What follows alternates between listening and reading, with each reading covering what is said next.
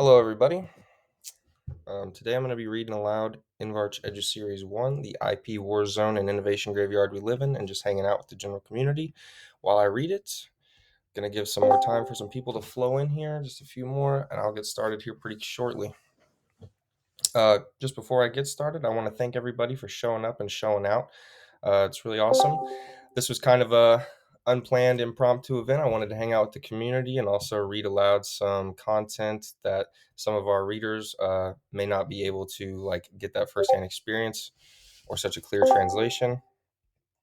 But we got people flowing in here, so while people are coming in, I'm gonna go ahead and just begin, guys.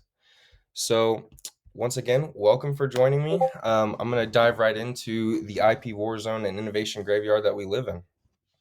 So welcome to the InvArch Eduseries, a series of articles introducing the significance of the InvArch network, explaining its technologies, and highlighting the dire problems it solves.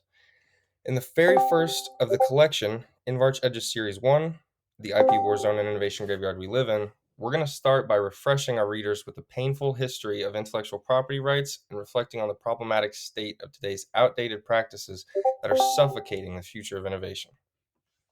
So, number one, stealing ideas and taking credit, a tradition as old as time. If you Google the name Samuel Slater in the United States, you're likely to discover a man commonly known or referred to as the father of the American Industrial Revolution.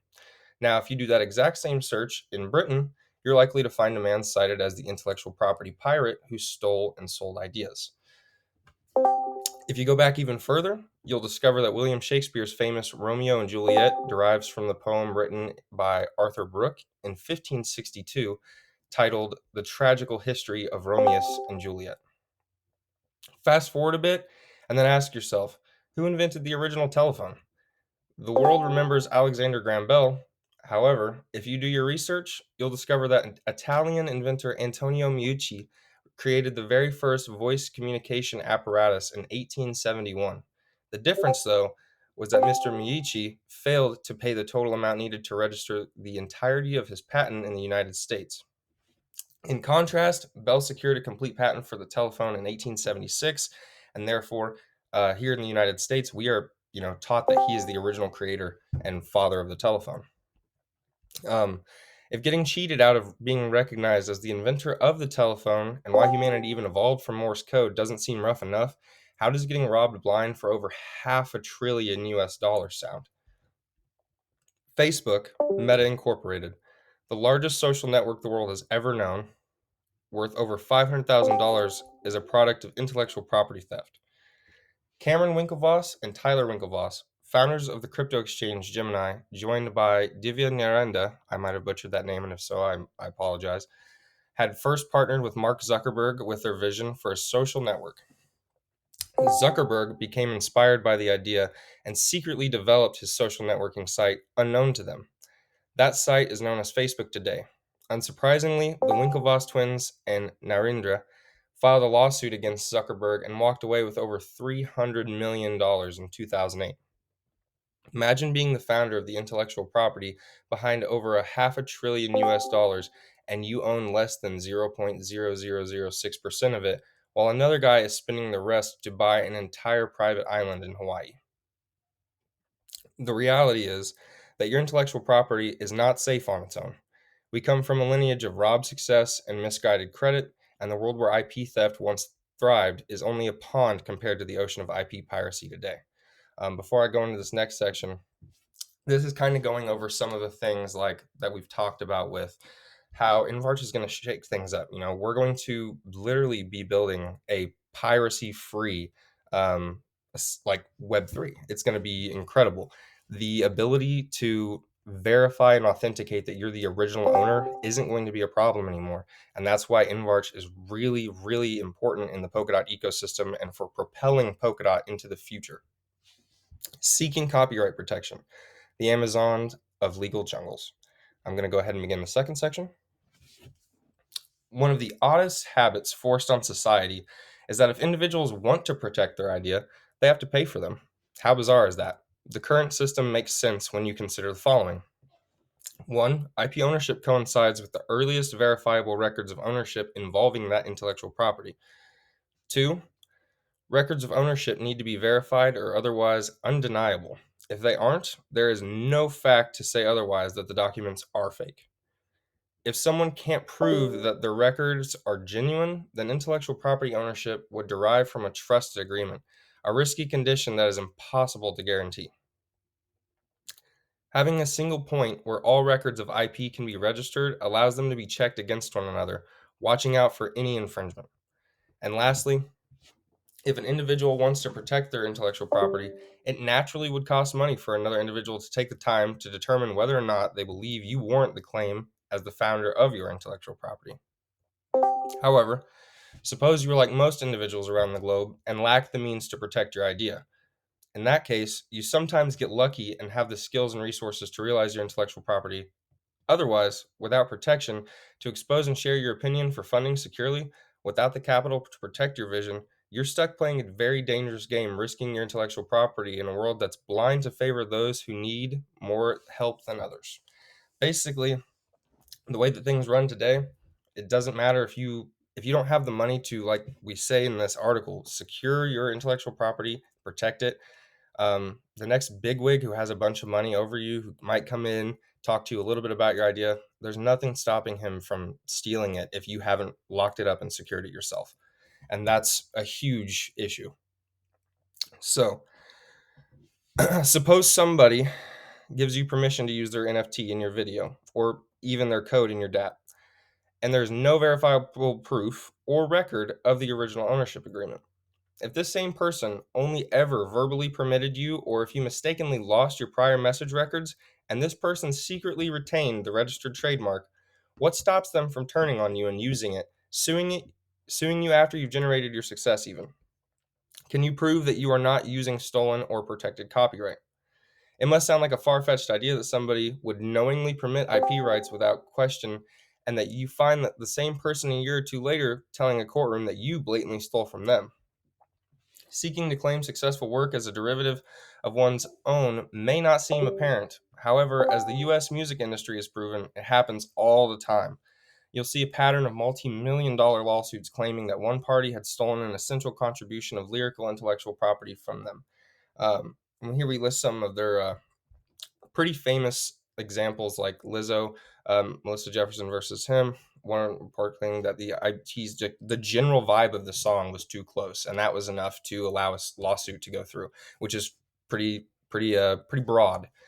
You have Robin Thicke and Pharrell Williams versus Marvin Gaye, an even instance where one party had to prove that a song they recorded didn't infringe on a previous piece that they too had initially been recorded 15 years ago but did not own anymore.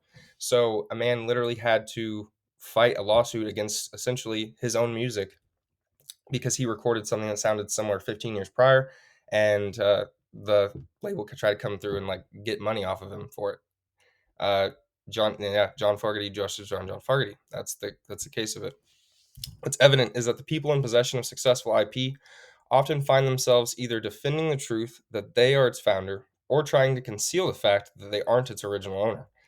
The truth is, without verifiable proof of ownership or verifiable evidence of being given the rights to use intellectual property, the facts of the matter are not decided by the history of events as much as they are determined by how others choose to believe and interpret your claim or defense. Sometimes, even after blatant proof of ownership, it still isn't enough to guarantee your intellectual property safety. Without verifiable proof of ownership or licensing agreements, you may need to fight for the ownership rights over your intellectual property. When all it takes is the right words and a signature to transfer copyright ownership, it can be easy to forget and or even just be fooled into giving away. Possibly the clearest example of copyright ownership confusion and just how costly it can get is found in the case of SpiceDAO. In November 2021, a blockchain-based community known as SpiceDAO bought a copy of Frank Herbert's book, Dune, for more than 100 times the expected price at approximately $3 million. To summarize these painful details that followed, SpiceDAO paid more than 100 times the anticipated value the book was expected to fetch, buying the book once again at approximately 3 million US dollars. The book was only a copy of the original intellectual property. While the copy is considered rare, it is not the same as the underlying parent intellectual property of Dune. The intentions behind Spiced Owl's decision were that they would make the book public and produce an animated series based around the Dune story. Spiced Owl paid the money for a copy of the book, not the rights to its content, a requirement for an animated series. The book is and was already public, available for anybody to browse on Google Photos. To summarize everything more swiftly, collective ignorance wastes $3 million on a copyright misunderstanding. While some readers may assume what should be clear and that buying something doesn't mean you own its brand, Spiced Out proves that even a decentralized body of multiple individuals working together can all misunderstand the realm of copyright. We live in a world where collaboration has more barriers than launch pads, and that's something that InvArch is seeking to change completely. One of the reasons why it's really important, we've been urging our community to go ahead and vote for us for Polkadot Decoded, is because we need to teach not only all of Web3 and all the Polkadot ecosystem, but all these new people who are coming into this realm confused and not understanding, like just NFTs in general, for example. You start talking about intellectual property and how you're going to be able to protect it, all these other protocols, and it can be a little overwhelming. So having something like this where we can come in and say, hey guys, you might not understand completely, but let us explain and express to you why we are so important and why we are going to be such an important tool in the Polkadot ecosystem and eventually just all of Web3 in general. Which is, once again, like I said, why we've been urging all of you guys to vote for us for Polkadot Decoded. If you guys haven't yet, our social media manager, AJ, he posted on Twitter a guide on how to vote if you don't understand how to. It's pretty simple, though. If you just Google Polkadot Decoded, you can vote. It comes right up. So, but I'm going to go ahead and continue on, guys, into the third section, which is plagiarizing, quote unquote, one-of-a-kind assets. Right-click, save as, mint. Non-fungible tokens, NFTs, are quite possibly the fastest evolving, largest potential wielding, and most commonly misunderstood piece of technology today. However, they are also some of the most misused innovations of the 21st century. NFTs are unique digital certificates of ownership recorded on a blockchain network. More basically, an NFT represents a non-interchangeable unit of data or one-of-a-kind digital asset. To the broader public, it's essential to understand that NFTs are fundamentally different from the actual JPEGs that have taken the world by storm. It's not the metadata JPEG of an NFT that is a one-of-a-kind. It's the unique content identifier, the CID, linking your NFT and its content that serves as an immutable certificate of ownership over that particular instance of data pegged to your NFT. NFTs possess scientific facts that are currently plain points for their broader adoption. While this new ability to verify the ownership of digital assets is compelling, it's important to note that it is the ownership of a specific instance of data that is verified. This is different from every instance of that data being verified and or copyrighted being provided. While many Web3 developers and NFT collectors may be clear and at peace with their understanding of NFT technology and the direction the technology is heading in, the rest of the world is making it increasingly clear what they want and what they expect. How would you feel if you found out that 11.4K of Ethereum, or roughly $29 million, was spent toward a plagiarized collection of crypto chicks? Individuals don't just want to make a token that proves that they own a JPEG file. Individuals want ownership to mean something. They want that data that they store to matter, and they want NFTs to enforce uniqueness so they can stop being a source for plagiarism. There's no current solution for seamlessly and trustingly authenticating NFTs, let alone the ability to retroactively do anything from a protocol level when it comes to authentication. What was once a world making jokes about hovering over an NFT and simply clicking right-click, save as, has quickly become a world of images stored all across the internet on centralized protocols getting saved as in just 2 clicks and then minted into NFTs. Since NFTs today lack any native functionality for actually enforcing their contents are legitimately unique to the world, bad actors are exploiting them to propagate immutable certificates of ownership over plagiarized data and creative works. While it may be a comparably quick process to report a user over social media for impersonating an account, there currently is no similar decentralized functionality for NFTs.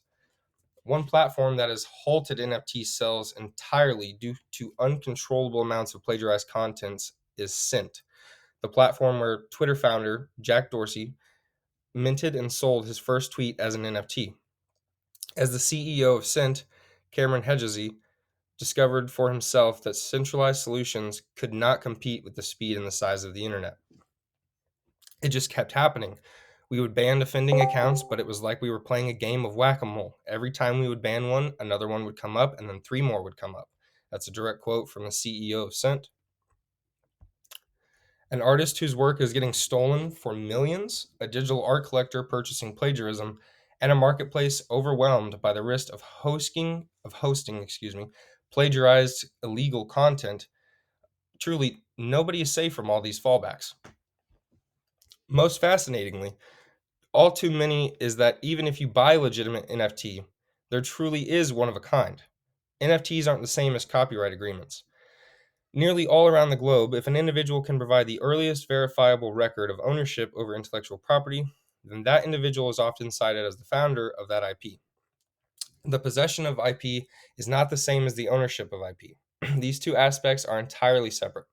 Unless there is a document agreement of the transfer of the rights for the intellectual property between the former and the now verified new owner and a current owner of said IP, then there is no way to prove that the IP is real unless otherwise verifiable beyond any doubt.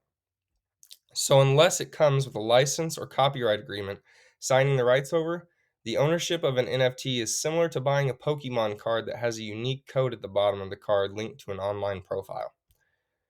You can also prove that you have that Pokemon card by signing it into your online profile and providing proof of ownership. You can give that Pokemon card away, sell it to another user. You can even burn it. You don't own the Pokemon franchise, though, or have a right to produce a Pokemon movie because you bought a Pokemon card. We live in a world surrounded by technology that could one day have the ability to completely redefine a majority of everyday transactions and entirely transform the capabilities of the internet. Instead, NFTs are showcasing the most prominent fears and misunderstandings often shared in the Web 2 crowds. One of the main things moving forward for us guys is making sure that the Web 2 crowd does understand that there are these solutions being developed, that these are concerns that are real world concerns. Most people aren't going to feel comfortable risking a couple $100 in technology on NFTs if somebody can literally just download them and then go mint them on a different network. It completely, it defeats the purpose of them feeling and actually being unique. So InvArch is seeking to stop that from being able to happen. And at last, this is, I believe, the final one: trusting corporations with IP and risking ownership for free storage. At last, the final highlight of this InvArch Eduseries article: in a world where the internet and individuals from all around the world are more connected than ever, collaborating and communicating to provide joint contributions to development, no matter where on the globe they're located, and social collaboration brings us to the topic of where to store your intellectual property. Remembering that most of the globe insists on the earliest proof of ownership to claim the rights over intellectual property, individuals worldwide have resulted in the tried and true practice of storing all of their intellectual property and their contributed work on a private corporation's centralized database. In all honesty, GitHub is far from a toxin for innovation. However, the world can ignore certain truths forever. If you don't have access to the database, you don't have access to your files. If the GitHub platform goes offline, as it has in the past due to DDoS attacks on the server, you don't have access to your files. If you ever lose access to your account or your second authentication code, like your two-factor authentication, if applicable, if you set that up, then you could permanently lose all access to your files. Microsoft owns and oversees GitHub. So when you're using GitHub, you trust that Microsoft will not get hacked or attacked and that you will not lose access to your files. Lastly, it's not your sandbox. You must commit to the limits of centralized hosts like GitHub. It would help if you trusted that Microsoft would continue to use their platform under the current terms of your experience. Why? Because we don't live in a world where big tech companies provide us services for free. We live in a world where human data literally is a multi-trillion-dollar market in Silicon Valley.